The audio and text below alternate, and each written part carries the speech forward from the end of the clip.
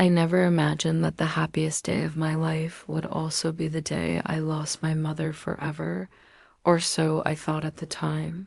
5 years ago, when I walked down the aisle to marry the love of my life, my mother wasn't there to see it because she'd made it crystal clear that marrying a divorced man was something she could never forgive or accept.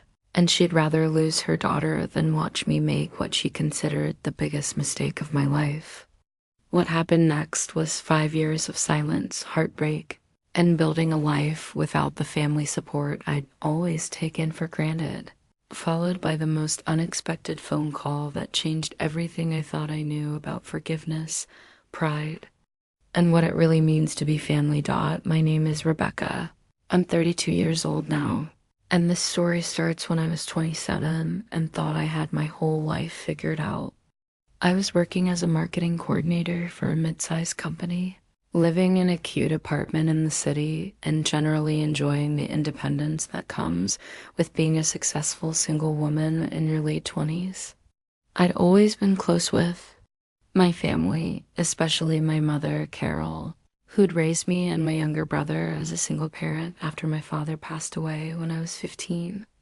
She worked 2 jobs to put us both through college, and I'd always admired her strength, determination, and unwavering moral principles that had guided our family through some really difficult times. That my mother was deeply religious, attending church every Sunday and involved in multiple church committees and volunteer organizations. Her faith had been her anchor during the hardest periods of our lives, and she'd raised me and my brother with very clear ideas about right and wrong, particularly when it came to marriage and family values. She'd always talked about how marriage was a sacred commitment that should only be entered into once, and how divorce was a sign of moral weakness and failure to honor the vows you'd made before God. These weren't just casual opinions for her. They were core beliefs that shaped how she viewed the world and the people in it. Growing up, I'd mostly agreed with her perspective, partly because I'd seen the pain and struggle she'd endured after my father's death and understood how much she valued commitment and stability. I dated a few guys in college and in my early 20s, but nothing serious had developed, and part of me thought maybe I was just meant to be single and focus on my career. I wasn't actively looking for a relationship, and I certainly wasn't prepared for what happened when I met David. I met David at a networking event for marketing professionals in our city. He was 34, worked as a senior graphic designer for a local advertising agency, and had this incredibly warm personality that made everyone around him feel comfortable and valued. We ended up talking for hours at that first event, and I found myself drawn to his intelligence, his sense of humor, and his genuine interest in hearing about my work and my goals. He asked for my number at the end of the evening, and when he called 2 days later to ask me to dinner, I said yes without hesitation. Our first date was amazing. One of those conversations that flows so naturally, you don't realize how much. Time has passed until the restaurant staff starts cleaning up around you. David was easy to talk to, incredibly thoughtful, and had this way of making me feel like the most interesting person in the room. He was also refreshingly honest about his life, his mistakes, and his hopes for the future in a way that made me feel like I could be equally open with him. By the end of the evening, I knew I wanted to see him again.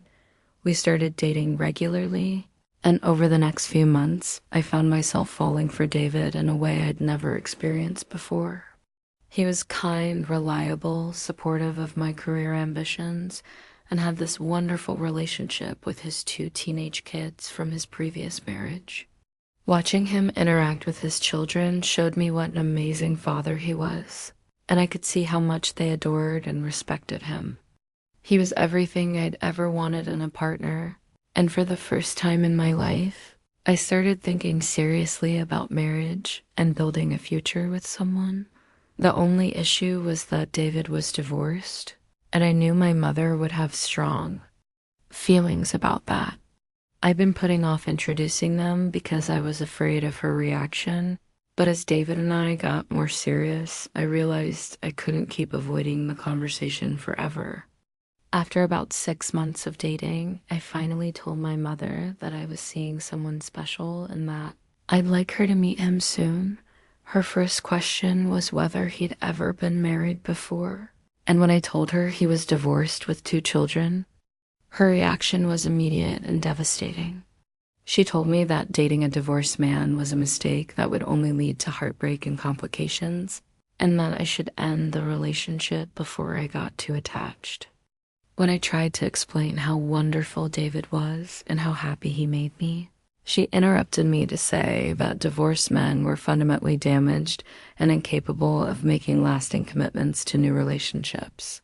I was shocked by the harshness of her judgment, especially since she'd never even met David or given him a chance to show her what kind of person he was. I tried to reason with her, explaining that David's divorce had been the result of growing apart from his first wife as they'd matured in different directions, and that they'd handled the situation with dignity and respect for everyone involved. I told her about how dedicated he was to his children and how well we got along together, but she refused to listen to any of it. The conversation escalated quickly, with my mother becoming increasingly upset and making statements about how I was throwing away my chance at a proper marriage with a man who could give me his whole heart. She said that divorced men always carried baggage from their previous relationships, that I'd never be his first priority because his children and his ex-wife would always come before me, and that I deserved someone who could offer me a fresh start rather than asking me to accept the leftovers of someone else's failed marriage. I left that conversation feeling hurt and confused, but I also felt angry about her unwillingness to even consider that she might be wrong about David. Over the next few weeks, I tried several times to convince her to meet him, thinking that if she could see for herself what kind of person he was, she'd realize how unfair her prejudices were. But she refused every invitation, saying that meeting him would only make it harder for me to make the right choice when I inevitably had to choose between her and him. The situation created a terrible strain in my relationship with my mother, who'd been my closest confidant and biggest supporter for my entire adult life. We'd never had a serious disagreement about anything before, and suddenly we couldn't have a conversation without it turning into an argument about David and my future. She started making comments about how he was obviously manipulating me and changing who I was, pointing to my defense of him as evidence that he was having a negative influence on my judgment and values. Meanwhile, my relationship with David continued to grow stronger and deeper. He was incredibly understanding about the situation with my mother, never pressuring me to choose sides or suggesting that I should cut off contact with her because of her attitude toward him. He just continued being the amazing, supportive partner he'd always been, and made it clear that he'd wait as long as it took for my family situation to resolve itself one way or another. If you've ever been caught between someone you love and family members who disapprove of your choices, you probably understand how emotionally exhausting and heartbreaking this kind of conflict can be. And I'd love to hear how others have navigated similar situations because it helps to know you're not alone in dealing with these impossible choices. After about 1.5 years of dating, David proposed to me during a weekend trip to the mountains where we'd had one of our first big adventures together. It was a beautiful, romantic proposal that felt perfect in every way, and I said yes immediately because I knew without any doubt that I wanted to spend my life with this man. We were both incredibly happy and excited about our engagement, and I felt like I was finally ready to build the family and future I'd always dreamed of having. But I also knew that telling my mother about our engagement was going to create a crisis that would force both of us to make choices we'd been avoiding. For the past 1.5 years, I've been hoping that time would soften her position and that she'd eventually come around to accepting David. but her attitude toward him had only become more entrenched over time. She'd made it clear that she saw our relationship as a phase. I was going through rather than a serious commitment, and she'd been waiting for me to come to my senses and end things with him. When I called to tell her about our engagement, her reaction was even worse than I'd anticipated. She started crying immediately and said that I was breaking her heart and destroying my future by committing to marry someone who could never give me the kind of marriage I deserved. She said that marrying David would be the biggest mistake of my life and that she couldn't stand by and watch me ruin everything she'd worked so hard to give me. Then she delivered the ultimatum that changed everything between us. She told me that if I went through with marrying David, she would consider it a betrayal of everything she taught me about the importance of marriage and family values. She said that she wouldn't be able to attend the wedding, support the marriage in any way, or have a relationship with me as long as I was married to him. She also said that she'd be changing her will to remove me as her heir, since she couldn't leave her life's work and savings to someone who'd made such a fundamentally wrong choice about the most important decision in her life. I was devastated by her ultimatum, but I was also angry about the impossible position she was putting me in. I loved my mother deeply and had always valued our close relationship, but I also knew that David was the person I wanted to spend my life with, and that giving him up would mean sacrificing my chance at the kind of love and partnership I'd always dreamed of having. I tried one more time to convince her to reconsider, to meet David and give our relationship a chance. But she was completely unmoved. She told me I had to choose between her and him, and that there was no middle ground or compromise that would allow me to have both relationships.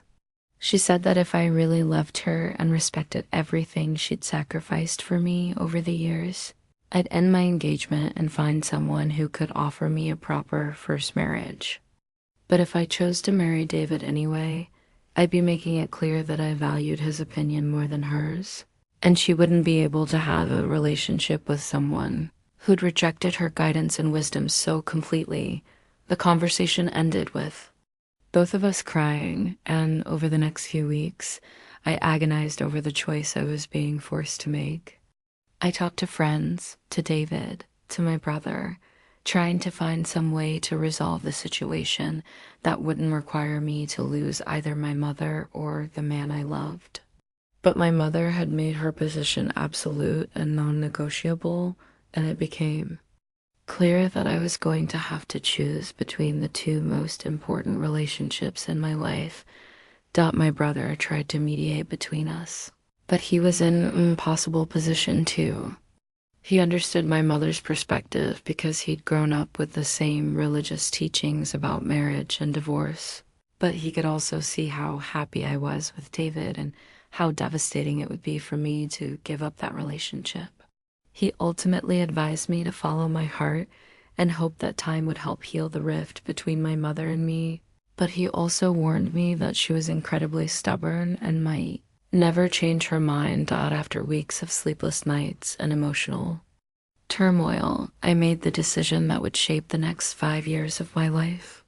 I chose David. I chose love over family approval, my own judgment over my mother's expectations, and the future I wanted to build over the past I was being asked to honor. It was the hardest decision I'd ever made, but I knew that giving up David would mean giving up my chance at the kind of marriage and partnership that I'd always wanted. David and I decided to plan a small, intimate wedding that would focus on celebrating our commitment to each other rather than trying to manage family drama. We invited close friends, David's family, who'd been incredibly welcoming to me, and my brother, who said he'd attend despite the awkwardness it would create with our mother. I sent my mother a wedding invitation anyway, hoping against hope that she might change her mind at the last minute, but I never heard back from her. The wedding was beautiful in its own way, small, personal, and filled with people who genuinely supported our relationship and wanted to see us succeed. David's parents welcomed me into their family with open arms, His children were excited to officially have me as their stepmother, and their friends created such a warm, loving atmosphere that it was hard to focus on who wasn't there rather than who was. But there was definitely a painful hole where my mother should have been, and I found myself grieving the loss of our relationship, even while celebrating the beginning of my marriage. True to her word, my mother followed through on all her threats. She didn't attend the wedding, didn't send a gift or card, and didn't acknowledge the marriage in any way. She also changed her will to leave everything to my brother and maid. It cleared to our extended family that she considered me to have made a choice that ended our relationship.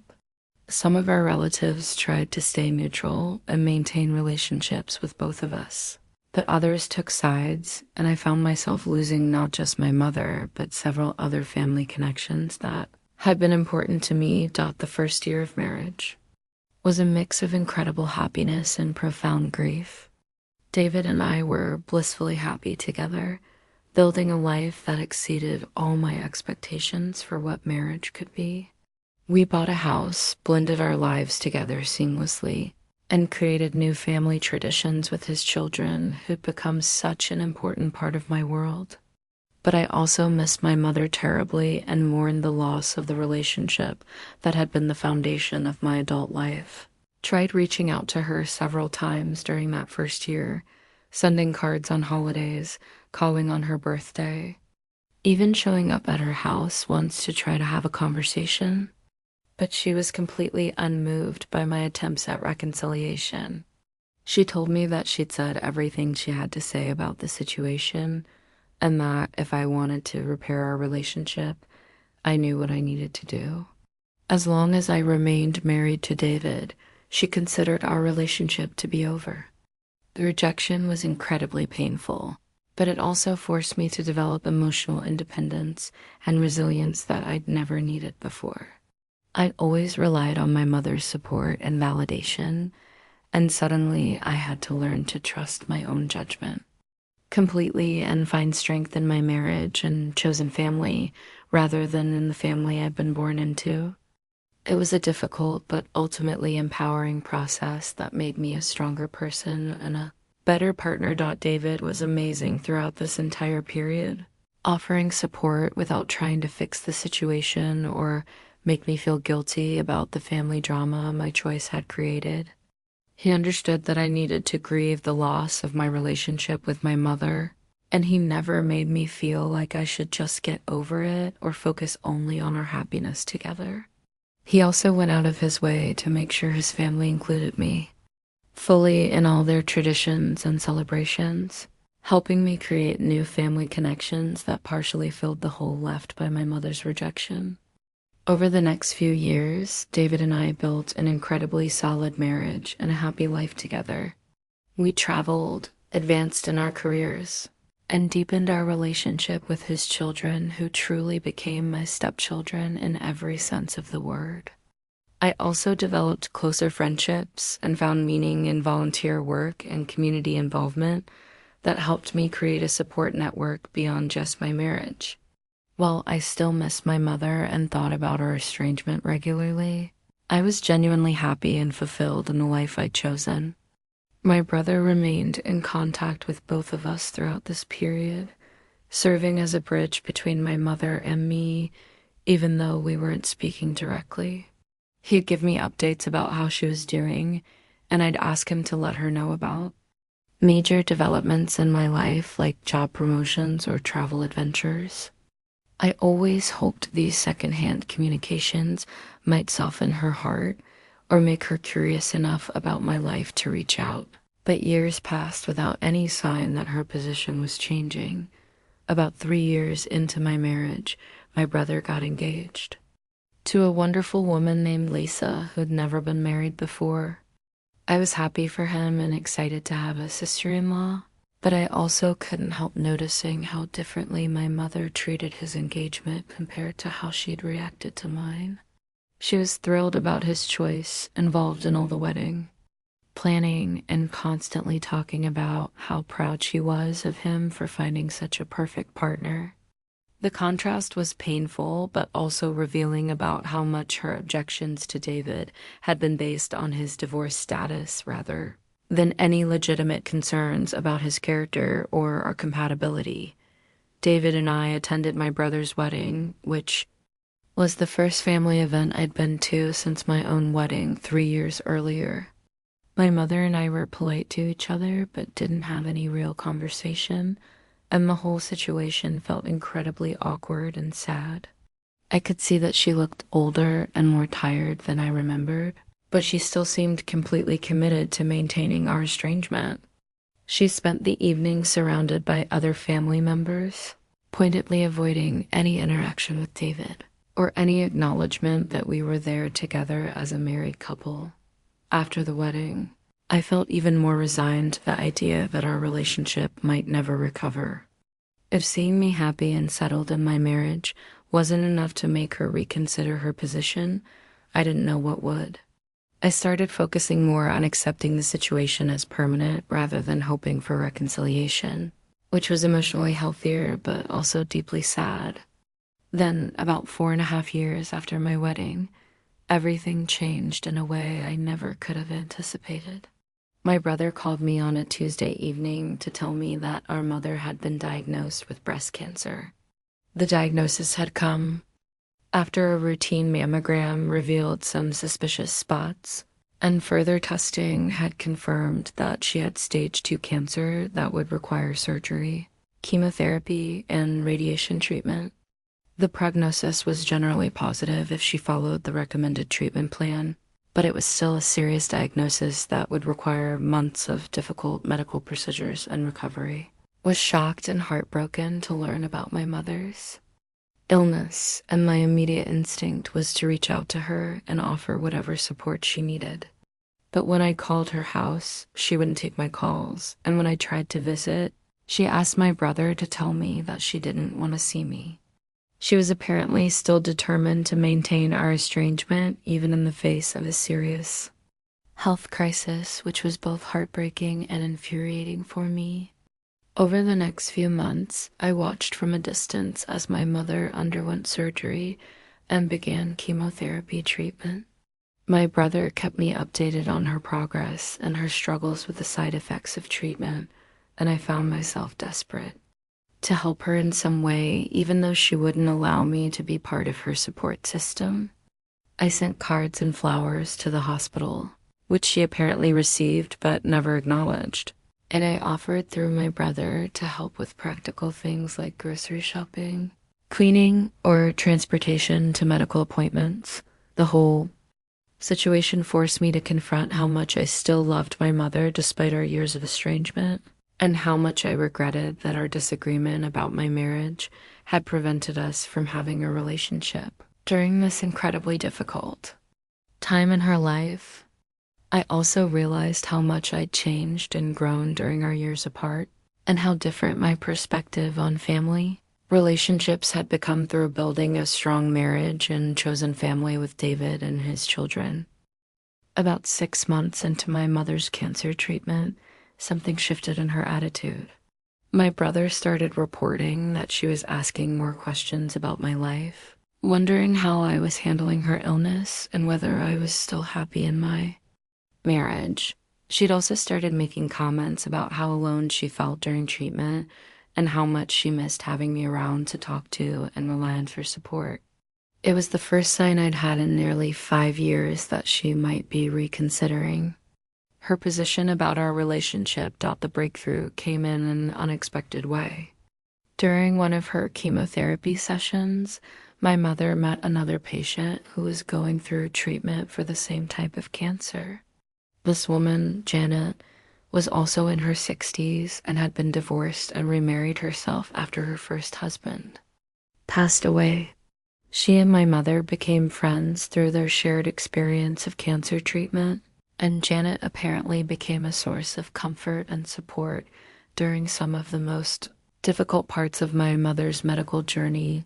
As their friendship deepened, Janet learned about my mother's estrangement from me and the reasons behind it. According to my brother, Janet was shocked by my mother's attitude toward divorced people and remarriage, and she challenged my mother's assumptions in a way that no one else had been able to do. Janet shared her own story of finding love again after loss and talked about how her second marriage had brought her tremendous happiness and fulfillment that she never would have experienced if she'd closed herself off to the possibility of loving someone who'd been married before. Janet also pointed out how much my mother was missing by not having her daughter's support during her cancer treatment, and how tragic it would be if my mother's illness became terminal without us having the chance to reconcile. She apparently told my mother that holding on to rigid principles was less important than maintaining loving relationships with the people who mattered most, and that life was too short and unpredictable to waste time on grudges and judgments that ultimately didn't serve anyone's best interests.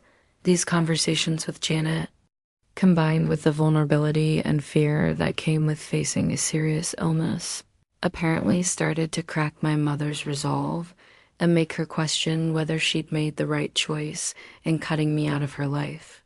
My brother said she started asking more questions about David and our marriage, wanting to know whether we were happy together and whether David was good to me.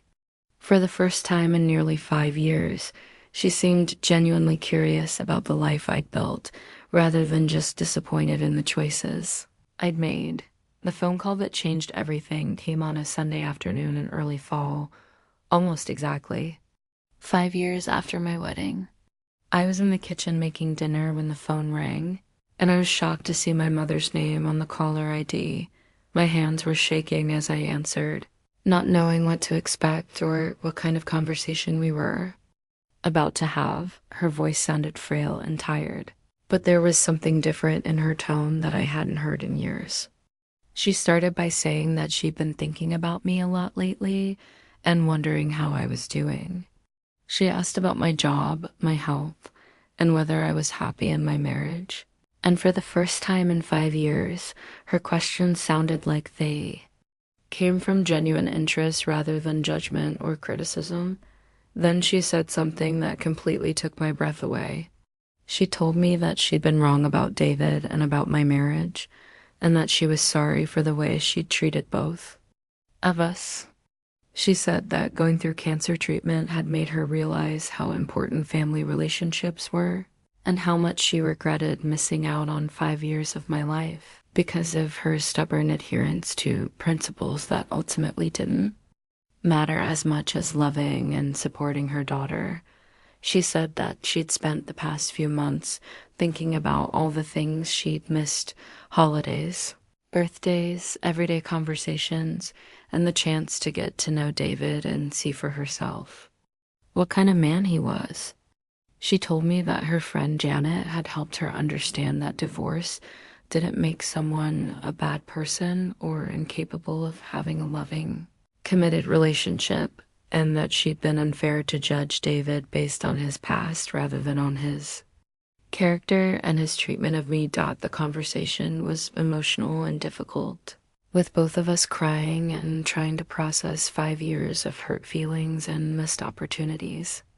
She asked if there was any possibility that we could rebuild our relationship, and whether David would be willing to give her a chance to show that she could be a better mother-in-law than she'd been a potential mother-in-law.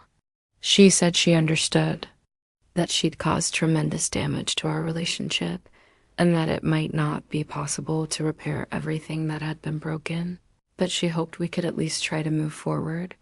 I was overwhelmed by her apology and her willingness to admit that she'd been wrong, but I was also cautious about getting my hopes up too quickly. 5 years of rejection and estrangement had taught me to protect myself emotionally, and I wasn't sure whether this change of heart was genuine or whether it was just a temporary response to her illness and fear. I told her that I appreciated her apology and that I wanted to work toward rebuilding our relationship, but that it would need to happen gradually and with respect for the life and family I built during our years apart. David was incredibly gracious when I told him about my mother's phone call, and her request for reconciliation. Despite all the pain and rejection he'd experienced from her over the years, he was immediately supportive of the idea of giving her a chance to be part of our lives. He said that he'd always hoped she'd eventually come around and that he was willing to start fresh if she was genuinely committed to treating both of us with respect and kindness. Over the next few weeks, my mother and I had several more phone conversations that slowly began to rebuild the connection we'd lost. She asked thoughtful questions about my life, my work, and my marriage, and she seemed genuinely interested in getting to know the person I'd become during our years apart. She also asked about David's children and expressed regret that she'd missed out on getting to know her step-grandchildren, which showed me that she was beginning to understand and accept the family structure I'd chosen. The first in-person meeting between my mother and David happened about a month after her initial phone call, and it was both nervous and hopeful for everyone involved. My mother was clearly anxious about making a good impression and proving that she'd really changed her attitude, while David was gracious but understandably cautious about trusting someone who'd rejected him so completely for so many years. Was terrified that the meeting would go badly and set back any progress we'd made in rebuilding our relationship, but the meeting actually went better than any of us had expected.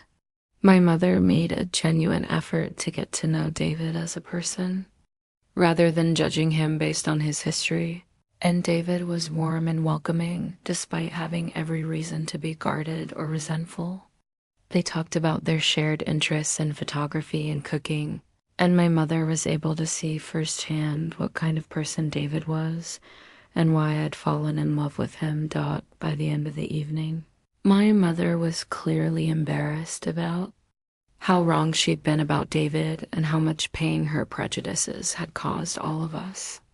She apologized directly to him for the way she'd treated him and for the assumptions she'd made based on his divorce status rather than his character.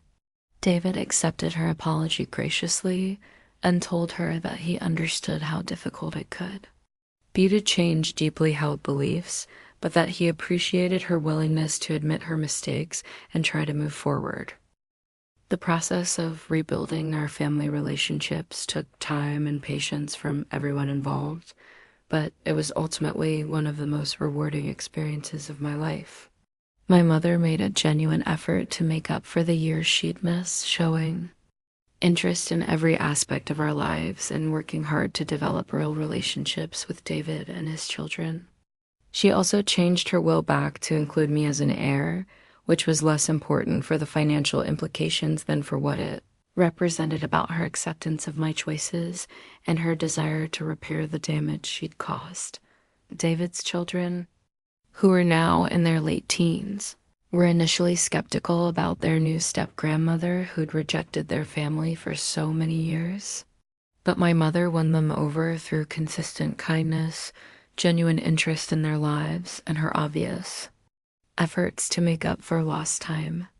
She attended their school events, remembered their birthdays, and gradually became a real grandmother figure in their lives rather than just someone who was related to them through marriage. The experience also deepened my appreciation for David and the kind of man I'd married. Throughout the entire process of reconciliation with my mother, he was patient, forgiving, and supportive in ways that showed me once again why I'd been right to choose him over family approval. He never held grudges or tried to punish my mother for the years of rejection, and he made genuine efforts to build a positive relationship with her despite having every reason to be resentful. My mother's cancer treatment was ultimately successful, and her health gradually returned to normal over the months following our reconciliation. She often said that reconnecting with me and David had been as important to her recovery as the medical treatment she'd received, and that having family support during the later stages of her treatment had made everything more bearable. The crisis that had brought us back together had also shown all of us how precious and fragile family relationships could be. The rebuilding process wasn't always easy, And there were moments when old tensions resurfaced or when the hurt feelings from our years of estrangement created difficulties. But we were all committed to working through these challenges because we'd learned how much we'd missed by allowing pride and rigid thinking to keep us apart. My mother made consistent efforts to respect the boundaries and relationships I'd established during our estrangement, and she never tried to pretend that the missing years hadn't happened or that we could just pick up where we'd left off. One of the most meaningful moments in our reconciliation came about 18 months after her initial phone call, when my mother asked if she could host a dinner party to celebrate David's and my upcoming 5th wedding anniversary. She wanted to invite David's family, our close friends, and some of our extended family members to celebrate the marriage she'd once tried so hard to prevent. It was her way of publicly acknowledging that she'd been wrong about our relationship and showing everyone that she now fully supported and celebrated our marriage. The dinner party was beautiful and emotional, with my mother giving a speech about how proud she was of the life David and I had built together and how sorry she was for missing the first years of our marriage. She talked about the lessons she'd learned about love, acceptance, and the importance of supporting the people you care about, even when their choices don't align with your own expectations. It was a public apology and celebration rolled into one, and it meant more to me than any private conversation we could have had. Looking back on the entire experience now, I'm grateful for both the pain and the healing that came from our 5-year estrangement and eventual reconciliation. The years apart taught me to be independent, to trust my own judgment, and to build a strong marriage and chosen family that could weather external challenges. They also showed me how important it is to stand up for your own happiness and not sacrifice your chance at love for other people's approval. Even when those people are family members you love deeply, the reconciliation taught me about the power of forgiveness, both giving it and receiving it, and how people really can change their fundamental beliefs when they're willing to examine their prejudices and admit their mistakes. My mother's willingness to acknowledge how wrong she'd been and to make genuine efforts to repair the damage she'd caused showed me a level of humility and growth that I hadn't expected from someone who'd been so rigid in her thinking for so many years. The experience also deepened my marriage with David in ways I hadn't anticipated. Going through the family crisis together, rebuilding relationships with my mother, and watching him forgive someone who treated him so poorly showed me new dimensions of his character and strengthened our bond as partners. We learned that we could weather serious external challenges together and that our commitment to each other was strong enough to survive family disapproval and social pressure. My relationship with my mother today is different from what it was before our estrangement, but it's also deeper and more honest in many ways. We've both learned not to take each other for granted, and we're more intentional about maintaining our connection and addressing problems before they become destructive. She's become a wonderful grandmother figure to David's children and a supportive mother-in-law who genuinely celebrates our marriage and the life we've built together. The health crisis that brought us back together also gave us both perspective on what really matters in life and how quickly circumstances can change. My mother often says that her cancer diagnosis was a wake-up call that helped her realize she was wasting precious time on principles that were less important than relationships, and that she's grateful the illness forced her to reconsider her priorities before it was too late. David and I are now approaching our 8th wedding anniversary, and our marriage is stronger and happier than ever. We have a blended family that includes his children, my mother, David's parents, and a wide circle of friends who've supported us throughout all the ups and downs of the past few years. We've also started talking about having a child together, which is something my mother is incredibly excited about and supportive of in ways that show how much her attitude toward our marriage has genuinely changed. The experience has made me much more aware of how damaging it can be when family members use love and acceptance as tools of control or manipulation, and how important it is to set boundaries with people who try to force you to choose between your happiness and their approval.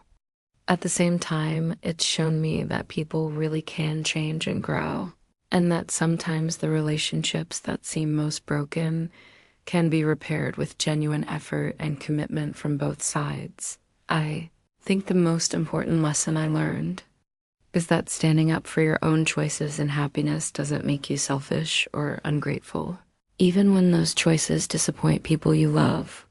The 5 years I spent building a life with David despite my mother's disapproval weren't wasted time or a mistake. They were an investment in my own happiness and growth that ultimately made me a stronger person and a better partner. When my mother finally came around, I was able to welcome her back into my life from a position of strength rather than desperation, which made the reconciliation healthier and more sustainable. For anyone reading this who might be dealing with family disapproval of their relationship choices, I want you to know that it's possible to have both love and family acceptance. But sometimes you have to choose love first and hope that acceptance follows eventually. The people who truly care about your well-being will ultimately want to see you happy, even if it takes them time to understand or accept the choices that make you happy. And if they never come around, you'll still have the love and partnership you chose, which is worth protecting and celebrating regardless of other people's opinions. The phone call where my mother begged for forgiveness was one of the most difficult and beautiful conversations of my life, and I'm grateful every day that she found the courage to reach out and that we were both willing to do the hard work of rebuilding our relationship. The years of estrangement were painful, but they also taught us both valuable lessons about love, acceptance, and what it really means to support the people you care about. Our family is stronger now because we've been through the worst and found our way back to each other. And I wouldn't trade that hard-won closeness for anything. If you've made it through this long story, thank you for listening, and I'd love to hear from others who've navigated similar family conflicts or reconciliations. Sometimes the most difficult family situations can lead to the most meaningful growth and healing. And sharing these experiences can help everyone feel less alone in dealing with the complexities of love, family, and personal choices that don't always align with other people's expectations.